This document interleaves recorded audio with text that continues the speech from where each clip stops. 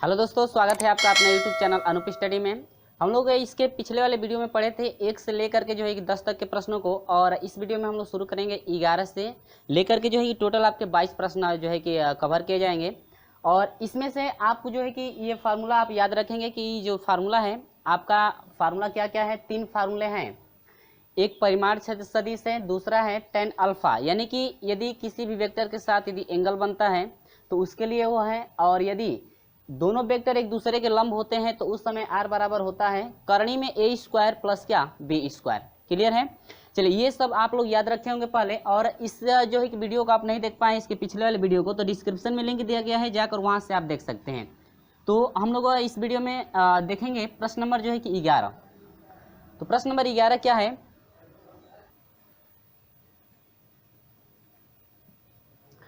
तो प्रश्न नंबर 11 में 2 कंडीशन बनेगा आपका। एक तो दे रहा है कि एकांक सदिश। तो एकांक सदिश हम लोग को पता है कि एकांक सदिश किसे कहते हैं। जिनका परिमाण 1 होता है वह आपके एकांक सदिश होते हैं। जिनका परिमाण 1 होता है वह क्या होते हैं, एकांक सदिश। यानी कि एक परिमाण, यानी कि जिस वेक्टर का एक परिमाण होता है वह एकांक सदिश में आता है। तो कहता है क्या, प्रश्न नंबर 11 देखेंगे आप लोग। यदि 2 एकांक सदिशों का योग एकांक सदिश है तो उनके अंतर का परिमाण होगा। तो सिंपल सा है। इसमें कह रहे दोनों सदिशों का, यानी कि एकांक सदिश दे रहा है, तो इसका मतलब ये हुआ कि a का मान भी 1 होगा, b का मान भी 1 होगा, और जो r है परिमाण, इसका भी मान कितना होगा, 1। क्योंकि एकांक सदिश में सभी का मान कितना होता है, 1 होता है। ठीक है। चलिए, तो यहां पर हम लोग का फार्मूला बनता है कि r square equal to a square plus b square plus, योग दे रहा है ना। अब देखिएगा, योग दे रहा है तो यहाँ प्लस करेंगे, यदि आपका अंतर देता है तो यहाँ पर हम लोग माइनस कर देते हैं। ठीक है। अब यह हो जाएगा 2ab कॉस क्या फ्रेंड्स, कॉस थीटा। यहाँ से r है, r का मान 1 है तो 1 का स्क्वायर कर देंगे, प्लस यहाँ पर 1 है तो 1 का क्या स्क्वायर, प्लस 1 का स्क्वायर प्लस 2 गुणे 1 गुणे 1, आइए आपका हो जाएगा कॉस थीटा। क्लियर है। चलिए, अब यह हो जाएगा 1 बराबर 1 और प्लस यह हो जाएगा 1 प्लस 2 एकम 2, 2 एकम 2 कॉस क्या हो जाएगा, थीटा। ठीक है। अब 1 1 2 हुआ। ठीक है। और 2 को इधर भेज देंगे तो अब कितना हो जाएगा, 1 माइनस 2 बराबर हो जाएगा 2 कॉस थीटा। 2 में से 1 घटा दीजिए तो -1 बराबर हो जाएगा 2 कॉस थीटा। होगा कि नहीं होगा। और यहाँ से यदि हम लोग कॉस थीटा का मान निकालें तो ये गुणांक है, गुणांक इसका क्या लग जाएगा, बट्टा। तो मैं एक बार और लिख दे रहा हूँ इसको जो है पलट करके, 2 कॉस थीटा बराबर हो जाएगा -1। तो यहाँ से हो जाएगा कॉस थीटा बराबर आपका हो जाएगा -1 बटा में कितना, 2। ये आपका योग कह रहा है। तब की बात है, यदि कहता है कि दोनों का अंतर होगा तो उसका जो है कि मान कितना होगा।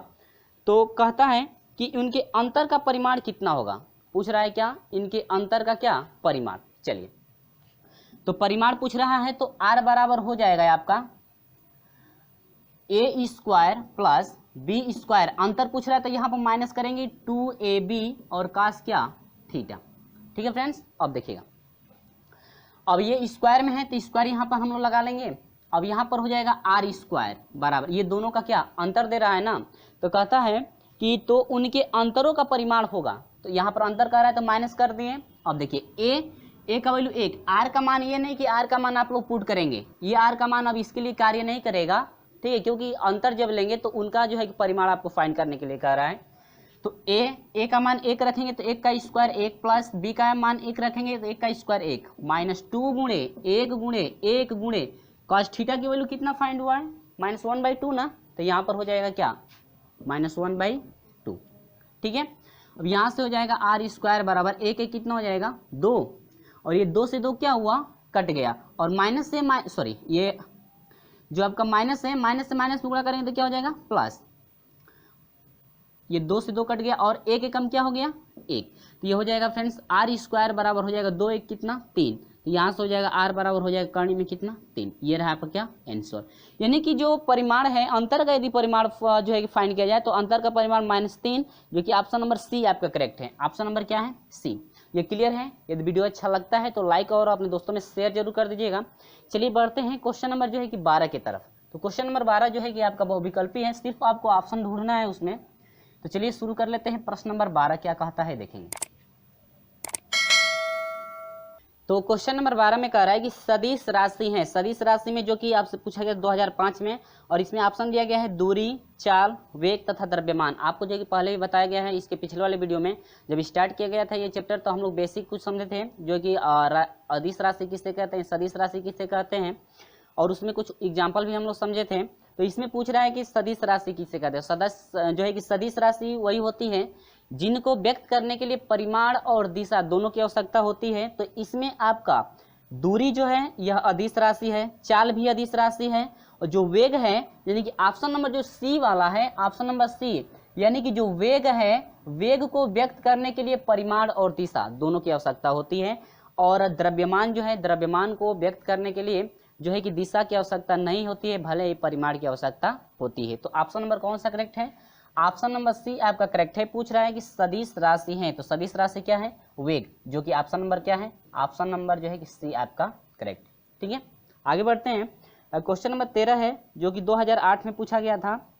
कहता है कि दो समान वेक्टरों का परिमाण शून्य है, इनके बीच का कोण होगा। ऑप्शन दिया है 90 डिग्री, 180 डिग्री, 45 डिग्री और 0 डिग्री। ठीक है, तो एक बात आप लोग याद रखेंगे कि दोनों वेक्टरों का परिमाण तभी शून्य होता है जब उनके बीच, दोनों वेक्टरों के बीच यदि 180 डिग्री का कोण बनता है, दोनों वेक्टरों के बीच जो है यदि 180 डिग्री का यदि कोण बनता है तो उनका टोटल जो परिमाण होता है, परिमाण कितना होता है, 0 होता है। तो कह रहा है कि दो समान वेक्टरों का परिमाण शून्य है, इसके बीच का कोण होगा। ऑप्शन दिया है 90 डिग्री, 180 डिग्री, 45 डिग्री और 0 डिग्री, यानी कि 180 डिग्री। इनके बीच का कोण कितना एंगल का बनना चाहिए, 180 डिग्री का बनना चाहिए। ये आपका क्वेश्चन नंबर 13 था, जो कि ऑप्शन नंबर आपका करेक्ट है क्या, बी, 180 डिग्री पे जो है कि दोनों वेक्टरों का परिमाण जो होता है कितना होता है, 0 होता है, 0 होता है।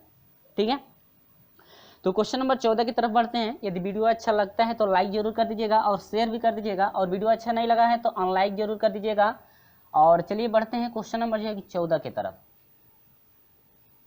क्वेश्चन नंबर 14 हम लोग देखेंगे।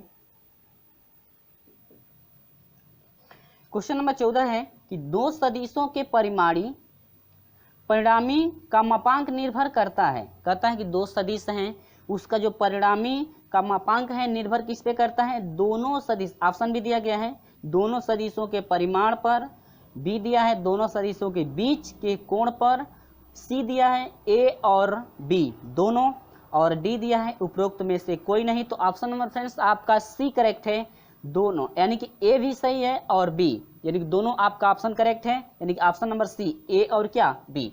ऑप्शन नंबर सी आपका करेक्ट है कि दोनों सदिशों के परिमाण का मापांक निर्भर जो करता है, दोनों सदिशों के परिमाण पर भी करता है, दोनों सदिशों के बीच के कोण पर भी निर्भर करता है, यानी कि ऑप्शन नंबर सी आपका करेक्ट होगा।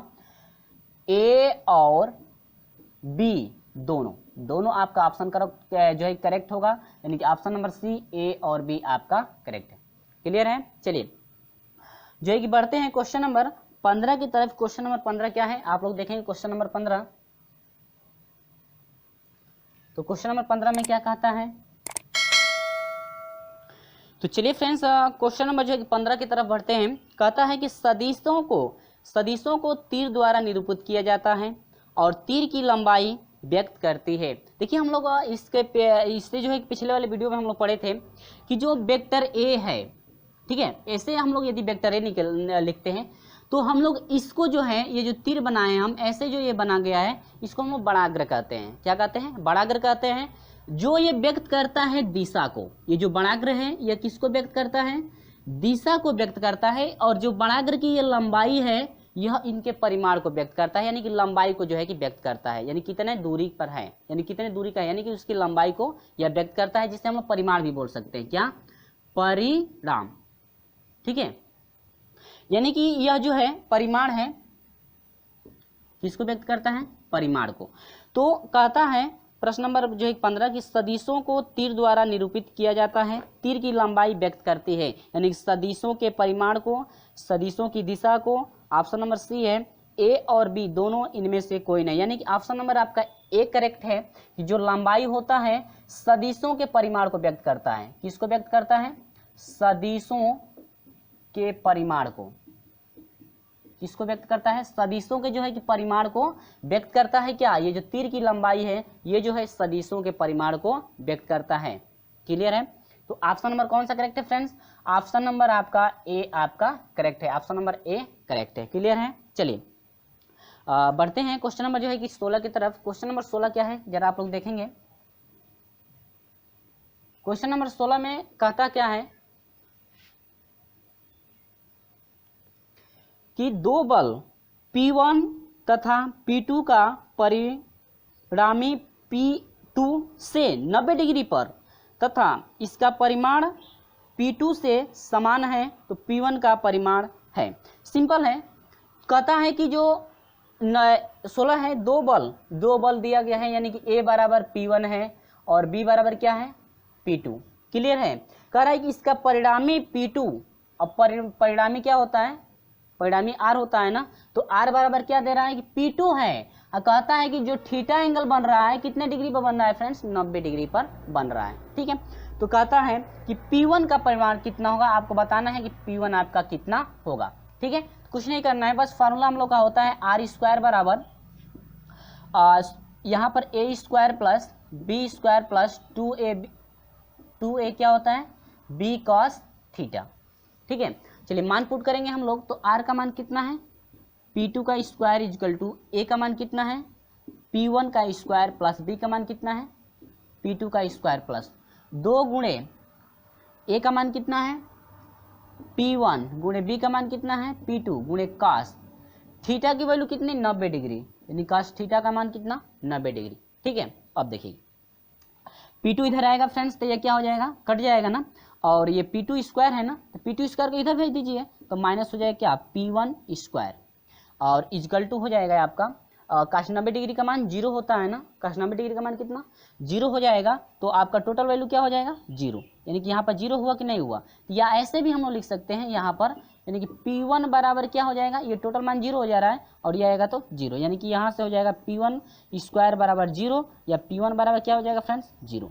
यानी कि P1 कह रहा है कि P1 का परिमाण कितना होगा, तो ऑप्शन भी दिया गया है P2 बटा में √2 शून्य होगा, करने में 2 P2 और इनमें से कोई नहीं, तो आपका शून्य मिला है ना P1 का मान, तो P1 का मान शून्य है, तो ऑप्शन नंबर कौन सा करेक्ट है? ऑप्शन नंबर बी आपका करेक्ट है। क्लियर है? आप लोग ऑप्शन जो है कि देख लेंगे, जो है कि जिस समय प्रश्नों को जो है कि स्क्रीन पर दिखाया जाता है उस समय जो है कि ऑप्शन देख लेंगे, ऑप्शन क्या क्या दिया गया है। ठीक है, तो ऑप्शन नंबर क्या है? बी आपका करेक्ट है। P1 का मान कितना? 0। क्लियर है? चलिए, वीडियो अच्छा लगता है तो लाइक जरूर कर दीजिएगा, और अभी तक हमारे साथ नहीं जुड़े तो चैनल को सब्सक्राइब करके जुड़िएगा यदि वीडियो अच्छा लगा होगा तो, यदि वीडियो अच्छा नहीं लगा होगा तो अनसब्सक्राइब हो जाइएगा। चलिए बढ़ते हैं क्वेश्चन नंबर जो है कि 17 की तरफ। क्वेश्चन नंबर 17 क्या है देखेंगे। क्वेश्चन नंबर 17, तो क्वेश्चन नंबर 17 सेम आपका है वही है, ऑप्शन जो है कि आपको स्क्रीन पे दिख रहा होगा। प्रश्न क्या है? क्वेश्चन नंबर 17 कहता है निम्नलिखित में से, यानी कि निम्न में से कौन सदिश राशि है? ऑप्शन दिया गया है धारा, वैद्युत क्षेत्र, दूरी और क्या? आयतन। इसमें से पूछ रहा है कौन सा जो है कि सदिश राशि है। तो फ्रेंड्स हम लोग का धारा जो है अदिश राशि होती है, वैद्युत क्षेत्र जो होता है यह सदिश होता है, और दूरी भी आपकी अदिश होती है, और आयतन भी क्या होता है? अदिश होता है। आप इसे याद रखेंगे। तो ऑप्शन नंबर हम लोग कौन सा करेक्ट है? ऑप्शन नंबर बी आपका करेक्ट है। ऑप्शन नंबर बी में आपका है वैद्युत क्षेत्र। क्या है? वैद्युत जो क्षेत्र होता है, वैद्युत क्षेत्र जो है कि आपका सदिश होता है। तो फ्रेंड्स आपका क्वेश्चन नंबर 17 में आपका ऑप्शन नंबर बी करेक्ट है, वैद्युत क्षेत्र जो है आपका सदिश होता है। ठीक है, आप लोग पढ़े होंगे पहले तो आप लोग को ये याद होगा। चलिए बढ़ते हैं क्वेश्चन नंबर 18 की तरफ। इसमें से आप देखिए, अब मैंने पहले ही कहा है कि 17 में जो आयतन है आपका अदिश है ना। चलिए अब वही 18 नंबर पूछा है, निम्नलिखित में से कौन अदिश राशि है? तो इसमें आपसे पूछा गया था 2013 में, पॉलिटेक्निक में पूछा गया था 2013 में। तो 18 नंबर है, पूछ रहा है कि निम्न में से कौन सा अदिश राशि है। तो हम लोग अभी पढ़े हैं ना कि आयतन अदिश राशि है। तो ऑप्शन भी दिया गया है, तो ऑप्शन क्या क्या है? बल, वेग, विस्थापन और आयतन। आयतन जो है आपका अदिश राशि है, बाकी सभी क्या है? सदिश राशि। जो आयतन है, आयतन आपका क्या है? अदिश राशि। अदिश राशि क्या है? आयतन, जो कि ऑप्शन नंबर कौन सा करेक्ट है फ्रेंड्स? ऑप्शन नंबर डी आपका करेक्ट है। क्वेश्चन नंबर 18 में ऑप्शन नंबर डी आपका करेक्ट है, आयतन। ठीक है, आप लोग पहले भी पढ़े होंगे, जब ये चैप्टर स्टार्ट किया गया था तो उसमें हम लोग सब कुछ पढ़े थे, अदिश सदिश पढ़े थे, वो आपको याद होगा तो बिल्कुल आपको क्लियर हो जाता होगा कि कैसे हम लोग कौन सा ऑप्शन सही है। ठीक है, अगर नहीं देख पाए हैं तो डिस्क्रिप्शन में लिंक दिया गया है, जाकर वहाँ से पहले देखिए ताकि हर एक टॉपिक आपको क्लियर हो जाए। चलिए क्वेश्चन नंबर जो है कि 19 देखते हैं। क्वेश्चन नंबर 19 क्या है, कहता है कि दो सदिशों का परिणामी न्यूनतम होगा जब उनके बीच का कोण, कहता है कि दो सदिशों के परिणामी न्यूनतम होगा, यानी कम से कम कब होगा, जब उनके बीच का कोण आपका पाई यानी कि 180 डिग्री का होता है, तो सबसे न्यूनतम होता है कम से कम। ठीक है, यानी कि ऑप्शन नंबर कौन सा करेक्ट है, डी आपका करेक्ट है ऑप्शन नंबर, यानी कि क्या, पाई। तो ऑप्शन नंबर आपका डी करेक्ट है, जो कि फ्रेंड्स इसमें ऑप्शन भी दिया गया था, 0 दिया गया था, पाई/3, पाई/2, और जो है कि चौथा दिया गया था ऑप्शन नंबर पाई, यानी कि यह ऑप्शन नंबर डी है आपका। कितना है, पाई पर जो है कि न्यूनतम मान होता है, कम से कम मान। ठीक है, न्यूनतम मान होता है कम से कम। चलिए बढ़ते हैं जो है कि प्रश्न नंबर 20 के तरफ। प्रश्न नंबर 20 आपसे क्या पूछ रहा है, जरा आप जो है कि आप लोग देखेंगे प्रश्न नंबर 20 क्या है। तो चलिए फ्रेंड्स, ये आपका क्वेश्चन नंबर जो है कि 20, क्वेश्चन नंबर 20 में पूछता है क्या, कहता है कि दो सदिशों का परिणामी अधिकतम होगा जब उनके बीच का कोण हो। तो ऑप्शन दिया गया 0, 90 डिग्री, 60 डिग्री, 30 डिग्री। तो फ्रेंड्स आप लोग याद रखेंगे कि जब न्यूनतम की बात आती है तो यह 180 पर जो है कि कम से कम मान होता है। ठीक है, दो सदिशों का जो है कि परिणाम होता है 180 पर सबसे जो है कम होता है, और अधिकतम, अधिक से अधिक पूछा जाए तो आपका होता है क्या, 0 डिग्री। 0 डिग्री पर जो है कि अधिकतम आपका मान होता है। किस पे, 0 डिग्री पर यदि हम लोग लेते हैं तो वहाँ पर अधिकतम आपका मान होता है किस पे, 0 डिग्री पे। तो वही आपसे पूछ रहा है कि दो सदिशों का परिणामी अधिकतम होगा जब उनके बीच का कोण कितना होगा, 0 डिग्री। यानी कि ऑप्शन नंबर कौन सा करेक्ट है फ्रेंड्स, ऑप्शन नंबर जो है 20 का ऑप्शन नंबर ए आपका करेक्ट है। 0 डिग्री पर जो है कि परिणामी जो है कि अधिकतम होगा कितने पे, 0 डिग्री पे यदि लेते हैं तो उसका परिणामी मान जो है आपका अधिकतम होता है। क्लियर है फ्रेंड्स। चलिए आप लोग याद रखेंगे इसको, जो कि पूछा गया था 2013 में आपसे पूछा गया था। बढ़ते हैं क्वेश्चन नंबर 21 की तरफ। क्वेश्चन नंबर 21 क्या है आप लोग देखेंगे, कहता है कि यदि किसी पत्थर को ऊपर की ओर किसी ऊंचाई तक फेंका जाए तथा पत्थर कुछ समय पश्चात उसी स्थान पर, कुछ समय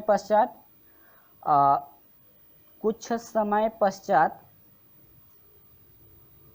उसी स्थान पर लौट कर आ जाए तो पत्थर का विस्थापन होगा। आपसे पूछ रहा है कि विस्थापन कितना होगा। तो पहले फ्रेंड्स आपको समझना है कि विस्थापन आपका कब होता है और कैसे होता है और कितना आपका विस्थापन होता है, पहले समझेंगे आप लोग। ठीक है, तो ऑप्शन दिया गया है 0, 2 गुना, अनंत, इनमें से कोई नहीं। देखिए विस्थापन की बात करें, किसकी, विस्थापन। अभी हम लोग जो है कि गति का जो चैप्टर पढ़ेंगे, इसके बाद जो गति का आपका चैप्टर चलेगा, गति के चैप्टर में हम लोग सब कुछ पढ़ेंगे, विस्थापन, दूरी, चाल, उसमें सब कुछ जो है कि आपका जो है कि क्लियर हो जाएगा। औसत चाल क्या है, ठीक है, यानी सब कुछ हम लोग उसमें पढ़ेंगे। लेकिन यहाँ पर हम लोग पहले समझ लेते हैं क्या, विस्थापन की बात कर लें। किसकी, विस्थापन। अब देखिए, जैसे मान लीजिए यहाँ पर कोई शहर है, ए कोई शहर है, ठीक है, यहाँ पर कोई बी शहर है, ठीक है, और यहाँ पर कोई क्या है, सी शहर है, और यहाँ पर फ्रेंड्स मान लीजिए आपका डी शहर, ए बी सी, और ये आपका डी शहर है। यहाँ से मान लेते हैं, पहले यहाँ पर ले लेते हैं, ए शहर से बी शहर की दूरी मान लेते हैं 2 किलोमीटर की है, बी से सी शहर की दूरी जो है कि 1.5 किलोमीटर है। ठीक है, अब सी से डी की शहर की जो दूरी है मान लेते हैं 5 किलोमीटर की है, और जो ए से डी की है दूरी यहाँ पर हम लोग ले लेते हैं सपोज दैट 1 किलोमीटर। ठीक है, अब यहाँ से जो है कि इसकी सीधी जो दूरी है यहाँ पर जैसे मान लीजिए आपका है 7 किलोमीटर। ठीक है फ्रेंड्स, तो देखिए हम लोग पाइथागोरस प्रमेय से भी हम लोग फाइंड करते हैं, लेकिन हम लोग एग्जाम्पल के द्वारा हम लोग पहले समझेंगे। ठीक है, एग्जाम्पल हम लोग समझ रहे हैं, तो यहाँ पर हम लोग मान रख दिए, लेकिन पाइथागोरस से हम लोग निकालेंगे तो ऐसे जो है कि इतना मान फाइंड होगा। हम लोग सिर्फ एग्जाम्पल आपको समझना है कि क्या आपका जो विस्थापन होता है, विस्थापन कैसे निकाला जाता है। ठीक है, चलिए ये सपोज दैट मान लीजिए हम लोग ए से चले बी शहर की तरफ। अब ए से जो बी शहर के पास गए हैं तो यहीं पर हम लोग रुक गए हैं। ए से जो है कि बी शहर के पास जो है कि हम लोग क्या किए हैं, रुके हैं, यानी ए शहर से चले हैं बी शहर पर, बी शहर के यहाँ हम लोग जो है कि अपना स्थान जो है कि वहाँ पे हम लोग जो है कि रुके हैं, बी शहर पे हम लोग क्या किए हैं, रुके हुए हैं, ठहरे हुए हैं। तो अब विस्थापन की बात की जाए तो ए से बी की सीधी दूरी क्या, जहाँ से हम लोग चलते हैं, जहाँ पर हम लोग रुकते हैं, वहाँ से जो है कि बिल्कुल सीधी दूरी यदि हम लोग लेते हैं तो वही आपका क्या कहलाता है, विस्थापन।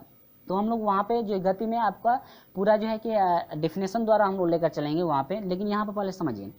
तो ए से बी की दूरी कितनी है, 2 किलोमीटर, यानी कि विस्थापन ए से बी का कितना हुआ, 2 किलोमीटर। अब देखिए, अब बी से यदि हम लोग सी पर आ गए, कहाँ पर आ गए फ्रेंड्स, सी पर, तो पहले आप लोग दूरी और क्या, विस्थापन, गति में हम लोग सब कुछ देखेंगे। तो यहाँ पर समझेंगे कि ए से यदि हम लोग सी पर गए, यानी कि ए से बी पर गए, बी से कहाँ चले गए, सी शहर के पास चले गए, तो यदि हम लोग दूरी की बात करें, किसकी दूरी की बात करेंगे, तो दूरी कुल कितना चले हैं, यहाँ ए से बी तक 2 किलोमीटर चले हैं, बी से सी तक 1.5 किलोमीटर। तो टोटल हम लोग दूरी चले हैं कितना, 2 और 1.5 कितना होगा, 3, 3.5 किलोमीटर चले हैं ना। टोटल जो है कि दूरी हम लोग कितना चले हैं, 3.5 किलोमीटर चले हैं। लेकिन अगर यदि विस्थापन की बात की जाए तो विस्थापन कितना होगा, देखिए यहाँ से यहाँ तक, देखिए विस्थापन हमेशा कम होता है, हम लोग जो है कम लेंगे। विस्थापन जो है हम लोग 2 किलोमीटर ले लेते हैं, ठीक है। यहाँ से विस्थापन कितना, 2 किलोमीटर। तो यहाँ पर यदि विस्थापन की बात की जाए तो देखिए दूरी तो टोटल हम लोग चले हैं कितना, 3.5 km, यानी कि किलोमीटर, ठीक है। लेकिन विस्थापन की बात की जाए तो ए से सी की सीधी दूरी कितनी है, 2 किलोमीटर। तो विस्थापन कितने का हुआ, 2 किलोमीटर का, ठीक है। अब सी से डी तक आ गए, अब यहाँ पर हम आ जाते हैं, तो हम लोग टोटल दूरी कितना चल दी है, तो 3.5 और 5, 3 और 5 8 हो जाएगा, 8.5 किलोमीटर का टोटल दूरी कितना चल रही है फ्रेंड्स, 8.5 किलोमीटर चल रही है। लेकिन विस्थापन की बात करें तो सीधी जहाँ से चले हैं, जहाँ पर रुके हैं, वहाँ से जो है कि सीधा दूरी लीजिए, सीधा दूरी कितना है, 1 किलोमीटर। तो विस्थापन कितने का हुआ, 1 किलोमीटर का, क्योंकि ए से बी की दूरी कितने की है, 1 किलोमीटर की अभी दूरी है, तो सीधा हो गया ना विस्थापन। अब देखिए, अब हम लोग ए से चलते चलते चलते चलते ए ही पर आकर रुक गए, तो क्या उनके बीच की कुछ दूरी होगी, नहीं होगी ना। तो आपका कितना होगा, 0 होगा। कितना विस्थापन होगा, 0। यानी ऐसे आप लोग समझ सकते हैं कि यदि हम लोग घर से स्कूल जाते हैं और स्कूल से पुनः घर आते हैं, तो हम लोग विस्थापन की बात की जाए तो विस्थापन आपका कितना होगा, 0 होगा। और मान लीजिए घर से स्कूल की दूरी 5 किलोमीटर है, और 5 किलोमीटर गए और 5 किलोमीटर पे फिर घर आए, तो 5 5 10 किलोमीटर टोटल आपकी दूरी हो गई। लेकिन हम लोग यदि विस्थापन की बात करें तो घर से चले हैं, घरे पर आकर रुक गए, तो विस्थापन कितना हुआ, 0 होगा। क्लियर है। तो फ्रेंड्स उम्मीद होगी कि आपको समझ में आ गया होगा। यदि वीडियो अच्छा लगता है तो लाइक कर दीजिएगा। चलिए, तो वही कह रहा है कि जो क्वेश्चन नंबर 21 है, इसमें पूछ रहा है कि जहाँ से चला, यानी पत्थर को ऊपर फेंकते हैं, फिर आकर जो है कि जहाँ से फेंकते हैं वहीं पर आ जाता है, लौट आता है, तो कह रहा है पत्थर का विस्थापन। तो ऐसे हम लोग समझ में आ गया कि जहाँ से चलते हैं, जहाँ से चलते हैं यदि वहीं पर आकर रुक जाते हैं तो हम लोग विस्थापन कितना होता है, 0। तो 21 नंबर का जो ऑप्शन नंबर है, ऑप्शन नंबर ए आपका करेक्ट है। कितना है फ्रेंड्स, 0। 21 का ऑप्शन नंबर क्या है, 0 है। आपका ऑप्शन नंबर ए आपका करेक्ट है। कितना होगा विस्थापन, 0। तो फ्रेंड्स यदि दूरी की बात की जाए तो दूरी आपका ज़्यादा हो जाएगा, यानी जितना ऊपर जाएगा उतना ही नीचे आएगा, तो दूरी आपका दोगुना हो जाएगी। यदि दूरी की बात की जाए तो दूरी दोगुना हो गया, लेकिन विस्थापन की बात की जाए तो विस्थापन कितना, 0। उम्मीद होगी कि आपको समझ में आया। चलिए बढ़ते हैं लास्ट क्वेश्चन की तरफ। क्वेश्चन नंबर 22 है, और ज़्यादा ज़्यादा वीडियो को लाइक कर दीजिएगा और अपने दोस्तों में शेयर भी कर दीजिएगा, और अभी तक हमारे साथ नहीं जुड़े हैं तो चैनल को सब्सक्राइब करके जुड़ जाइएगा। साथ में जो है घंटी को भी दबा दीजिएगा ताकि समय से आपको नोटिफिकेशन मिलती रहे हर एक वीडियो का। चलिए बढ़ते हैं लास्ट क्वेश्चन, जो कि आपका क्वेश्चन नंबर है जो है कि 22 है। देखिएगा क्वेश्चन नंबर 22 क्या कहता है, कहता है कि शून्य सदिश की दिशा होती है। शून्य सदिश की दिशा निश्चित नहीं होती है फ्रेंड्स, वह की दिशा कोई भी हो सकती है, यानी कि शून्य सदिश की दिशा होती है। ऑप्शन नंबर ए निश्चित होती है, अनिश्चित होती है, दोनों हो सकती है, इनमें से कोई नहीं। तो ऑप्शन नंबर बी आपका करेक्ट है फ्रेंड्स। यानी कि कहता है कि शून्य सदिश की दिशा होती है, यानी कि अनिश्चित होती है। क्या होती है फ्रेंड्स, अनिश्चित। क्या होती है, अनिश्चित होती है। यानी कि ये रहा ऑप्शन नंबर जो है कि बी आपका करेक्ट है। अनिश्चित इसकी कोई भी दिशा नहीं होती है। किसकी, शून्य सदिश की जो है कि निश्चित दिशा नहीं होती है। ऑप्शन नंबर जो है कि आपका बी आपका करेक्ट है। तो फ्रेंड्स आपको इतना उम्मीद होगी कि आपको बिल्कुल समझ में आ गया होगा, और यदि वीडियो अच्छा लगता है तो लाइक जरूर कर दीजिएगा, और अभी तक हमारे साथ नहीं जुड़े तो चैनल को सब्सक्राइब करके जुड़ जाएगा और साथ में बेल आइकन को प्रेस कर दीजिएगा। चलिए फ्रेंड्स, मिलते हैं आपसे अगले वीडियो में। अगला वीडियो हम लोग लेकर चलेंगे गति, और गति में हम लोग सब कुछ जो एक एग्जाम्पल द्वारा भी समझेंगे, और जो विस्थापन हम लोग अभी पढ़े हैं, दूरी भी पढ़े हैं, तो उसमें भी हम लोग पढ़ेंगे विस्थापन और क्या, दूरी। चलिए फ्रेंड, मिलते हैं आपसे गति में। तो मिलते हैं आपसे अगले वीडियो में, तब तक के लिए बाय बाय।